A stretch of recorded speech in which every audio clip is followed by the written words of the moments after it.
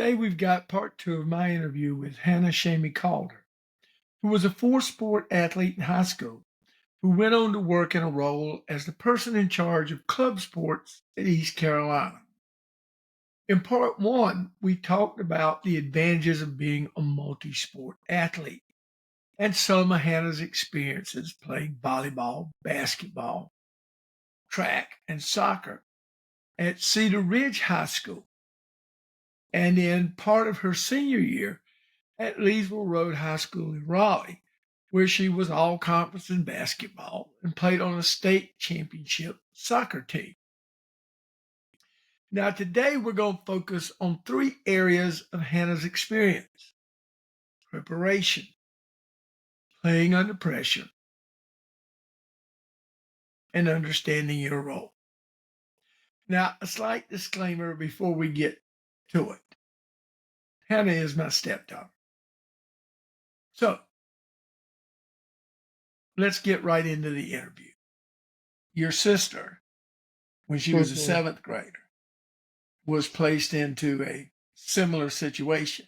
Yeah. Where, if you recall, the upper state championship game. Yeah. Mm-hmm. Her aunt, who was coaching the opposing team, intentionally fouled her with like 1 second left on the clock. Yeah. And had her going to the free throw line with the, win or lose the game based on what she did as a seventh grader. Yeah. And of course, your mom was your sister Emily's coach. Yeah. And I don't think sister spoke for about a month or so after that. Naturally. But your sister nailed the free throws. Yeah. Yeah. So the two of you handling pressure so well as athletes, is there anything particular you think's behind that? Or it's just circumstance? Yeah. I think it's a combination of things, but what my gut really tells me, and from the experience itself, practice. I mean, all the times. I mean, whenever we had our goalie times, and even in practices, we specifically practice PKs. Right. And we had to be prepared for them. Whether because they don't happen all the time, but you have to be prepared for them. And it's always in soccer too. It's like by the time it gets to PKs, it's not necessarily the goalie's fault. PKs is hard. I mean, if you see how big that goal is with one person, seriously, you're playing rock, paper, scissors. You got to choose left or right. You can read their body language, but I mean, there's a lot of kickers, they have tricks up their sleeves. But with practice, the more I practiced, the more I understood body language, the more I went with my gut. I think, there's a level of confidence and a level of just being able to trust yourself in a moment of pressure just from past experience. And like, once again, just coming back to desensitizing. And just like with Emily, like, how many free throws did mom make her and myself when she coached me? I mean, we'd go empty gym on the weekends and we'd be practicing free throws until we made 100, right? And how many times, even in practice, did you not only go over, special situations that don't always occur, but how many times were you put in pressure situations? All the time. Practice. All the time. Because you got to prepare for them. If you don't practice perfect, then you can't be prepared for something you don't understand or don't know. And this is one of the things that sometimes looking at more inexperienced coaches, perhaps, that don't always make sure that players are prepared for pressure situations. Right. And they don't necessarily put pressure on them in practice. Right. Practice is just practice versus pressure during practice. You have to do things right. Right. Or, special deals that like PKs that don't happen all the time. Right. Right. or in football, special team situations that Exactly. rarely happen, Mhm. that sort of thing. How much time do you put into that? Right. So that's kind of, at least in my mind, a big part coaching. And Mhm. you're having played for two outstanding coaches, your Mhm. mom and Paul Dinkenor, um, Mhm. really made a difference, I think, Yeah. and in how you were prepared to play in pressure situations. Yeah. 100%. 100%. And I mean, I can think of all the times, and truthfully, even when I started working in club sports and higher education, and I was teaching life skills, uh, I used a lot of those similar tactics, just of, let's think about the things that can happen, could happen, and how do we look at addressing those? And how do we prepare for these things as much as we can? I mean, nothing's ever perfect, and Mm-mm. no one's ever going to be 100%. But the more that you can put yourself in these scenarios, it helps. And I'll tell you, and Dink would put us, especially for PKs, every single player would line up, and then we would trade in and out whenever Erica was healthy. But Right. it was a marathon of PKs. It was on the line PKs, and usually we did that just at the end of practice. It was nothing too, because we were working really hard, doing a lot of plays, doing a lot of uh, drills, running that hill Oh yeah. in the It was on the fun, back wasn't on the it? backfield. I mean, we would run it, but sometimes in these pressure situations, they don't take too much energy, right? They Right. take it's mind. It's your Right. mind. It's how you control your heart rate, your how you're working through it with your body and what your mind is connecting with that moment. And so the more we got to do it, it was usually towards the end of practice, and just like free throws when mom would Yeah. put us do some free throws. And we were tired. That was the best part. We That were is tired that is and we such a had to big do part it. of it. It's Yeah. such a big part of it. A big part of coaching is to practice pressure situations that are going to require mental effort Mhm. when the players are at their tiredest.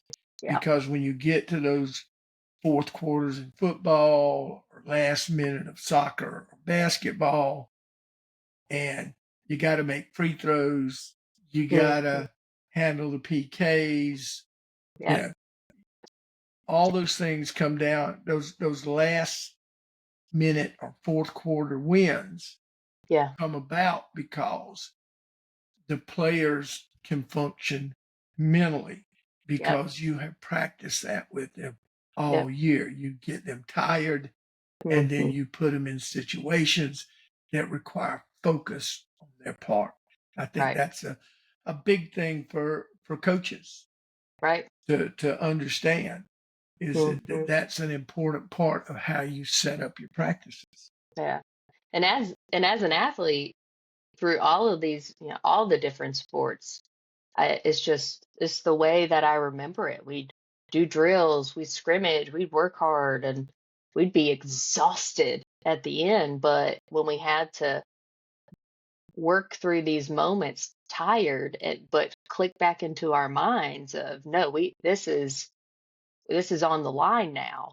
We trained ourselves to get to that point. So, I mean, if I hope people still think that way and do that, because really, as an athlete, that's where, I mean, Successful people do.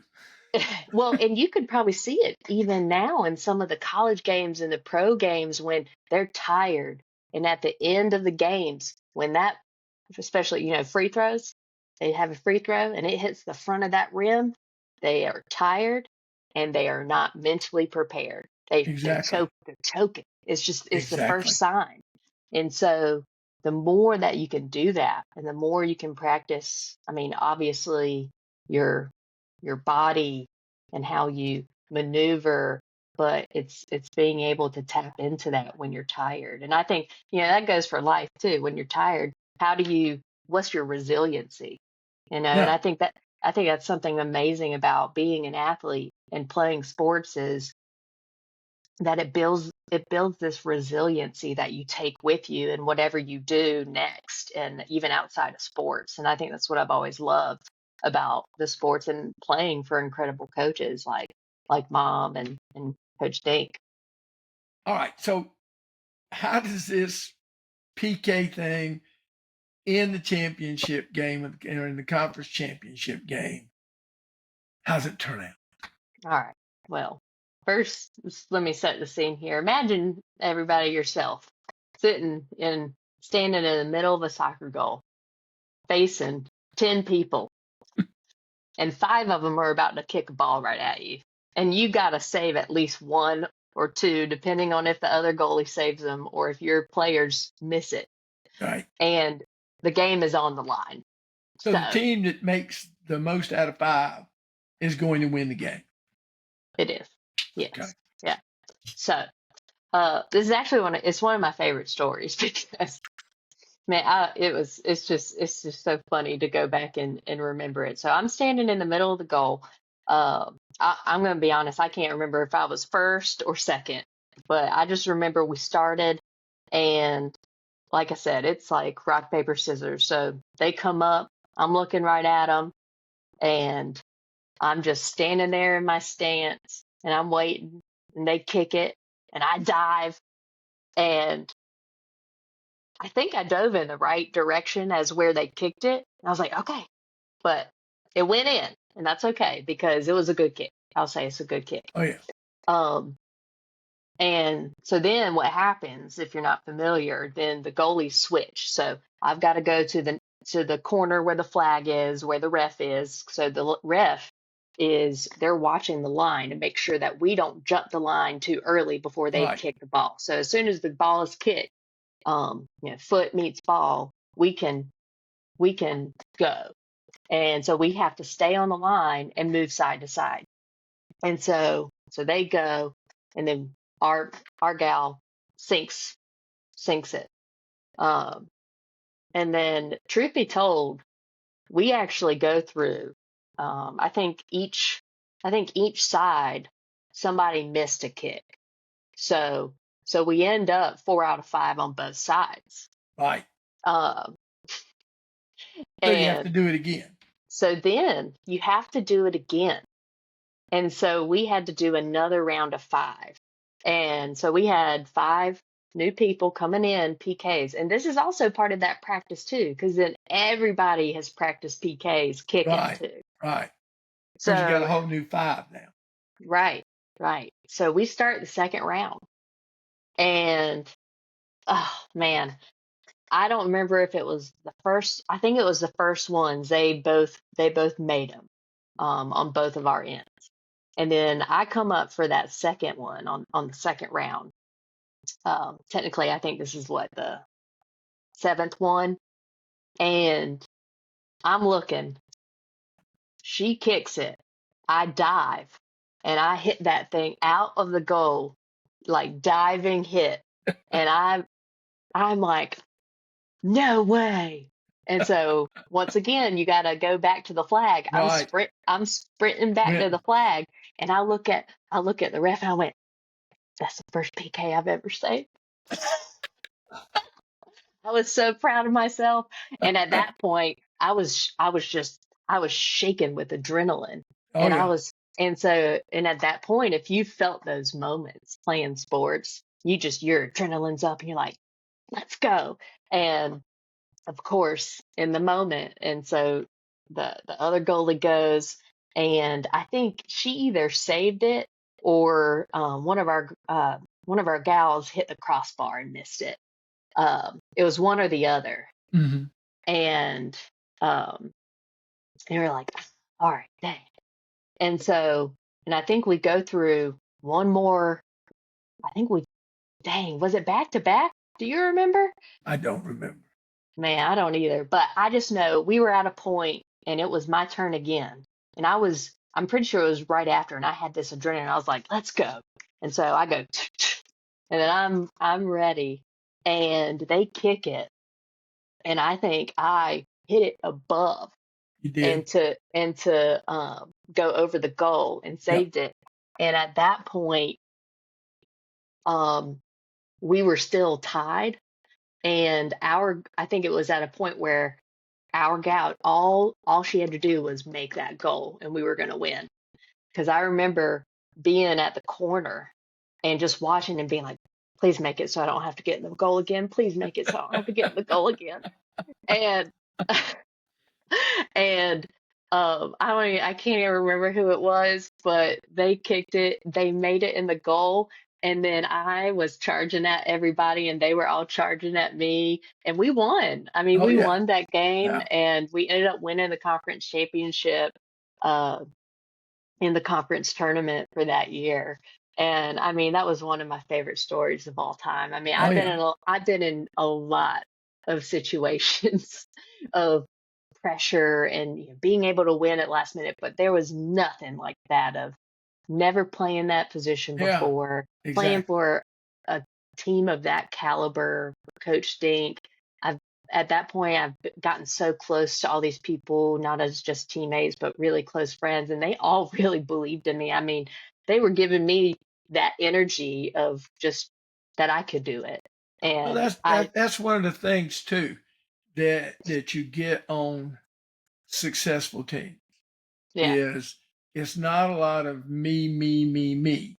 Hmm. Even though you were on a team with spectacular players who went on to play at the next level and Hmm. were some of the top players in the state.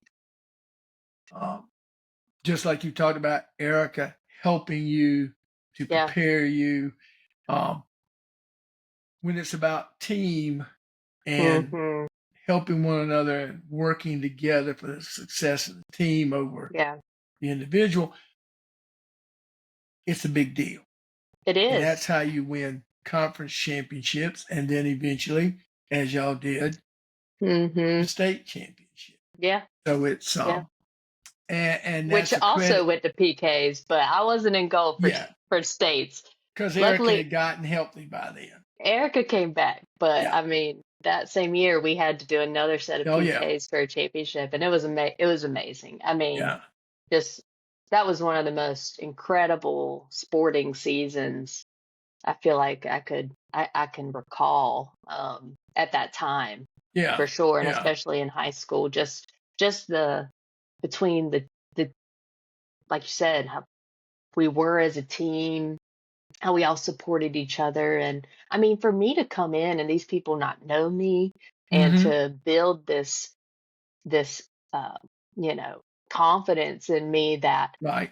and to help give that, it really is something special that the great teams do Yeah, when the it is. teams work, because you can take even when we're playing 2A, we're playing 2A at Cedar Ridge against 4A teams in volleyball and basketball.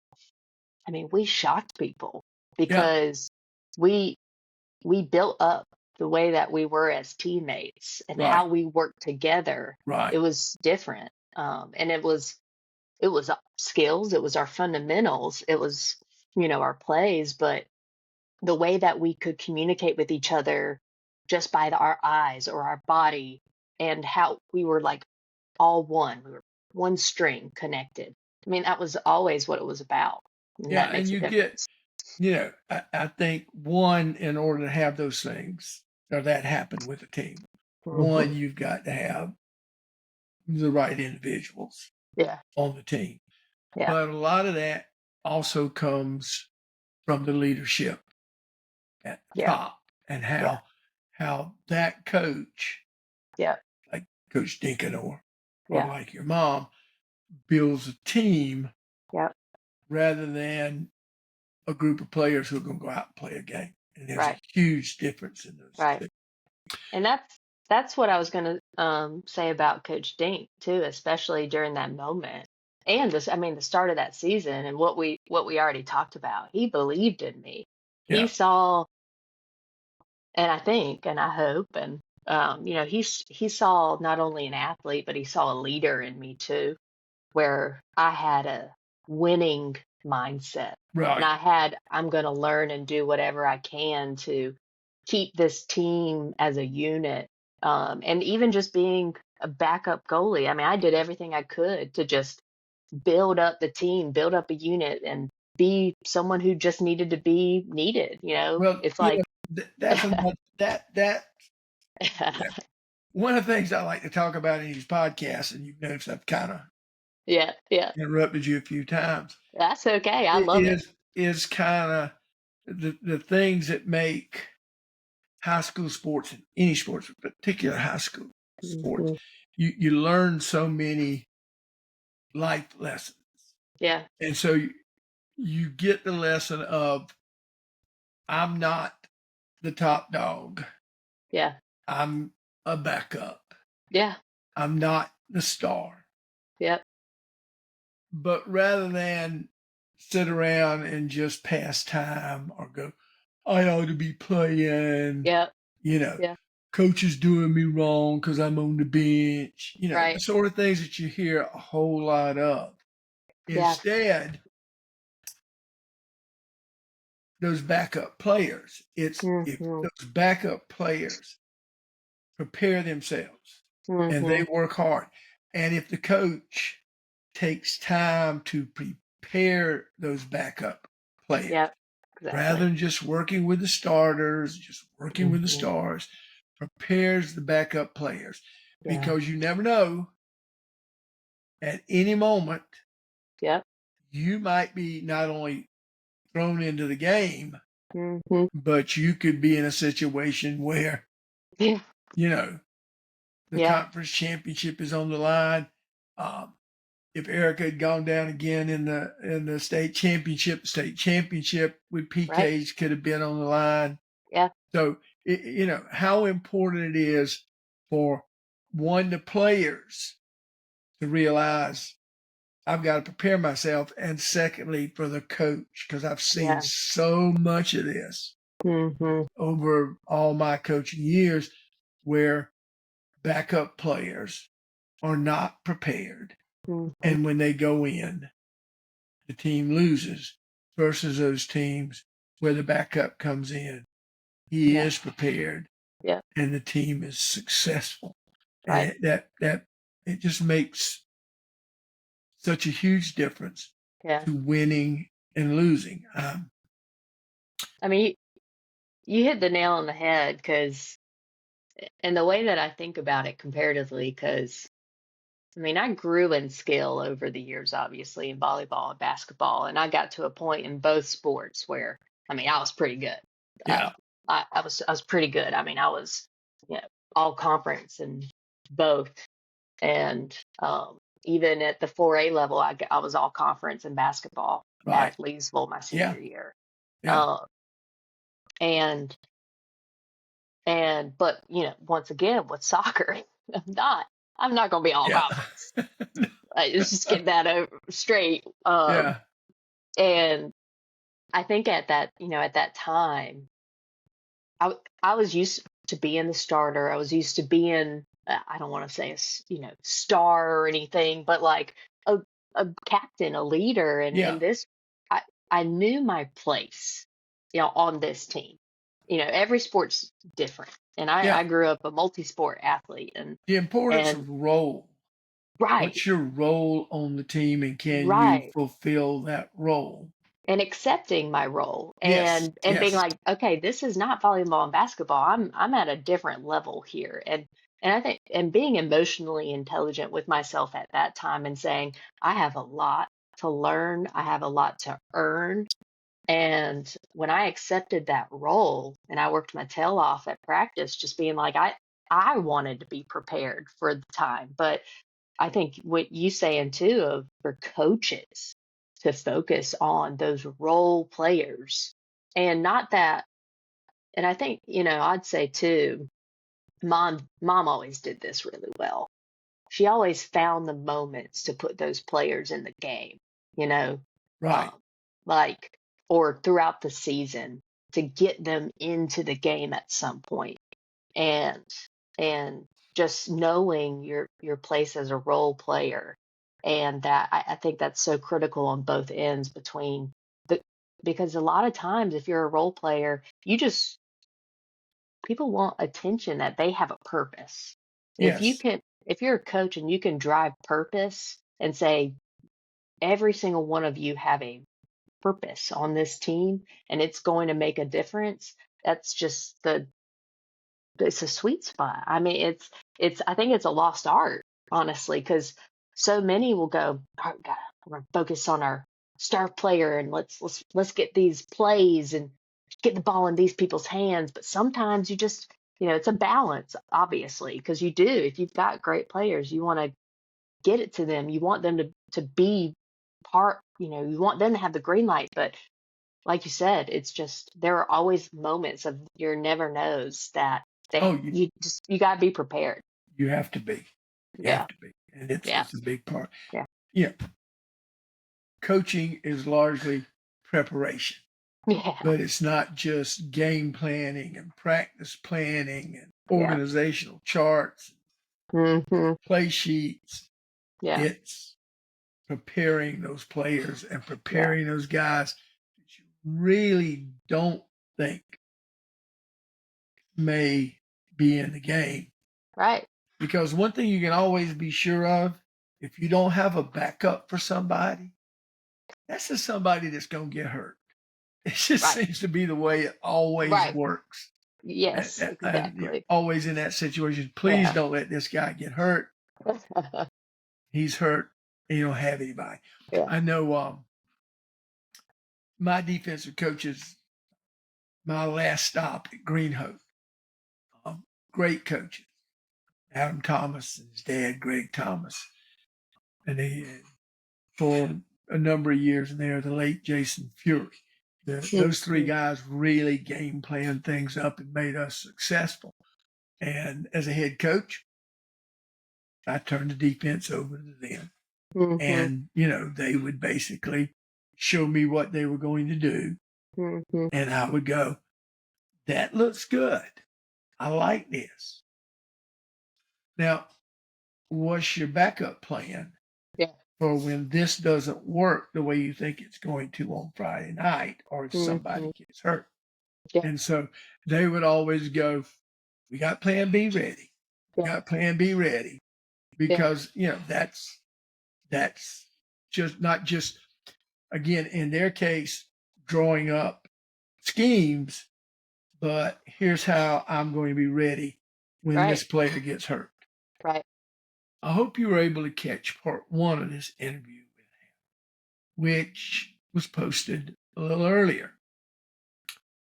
There is a third part to this that we'll post in the coming weeks, in which Hannah will talk about playing yet another sport, rugby, at Appalachian State, and how that got her involved in club sports. And we'll talk a little bit about club sports at the college level.